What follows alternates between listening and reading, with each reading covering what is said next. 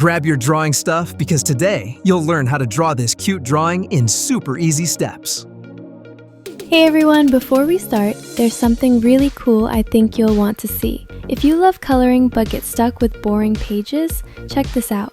It's a coloring book with 25 super cute animals, and you can color them any way you like. It's super affordable and makes a perfect little gift to give or ask for. You can find the link below in the description or pinned comment.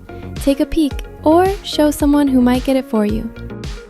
Alright, here's how this tutorial works. I'll show you one step at a time, and after each step, a timer will give you some time to follow along and copy what I did. Ready? Let's get started.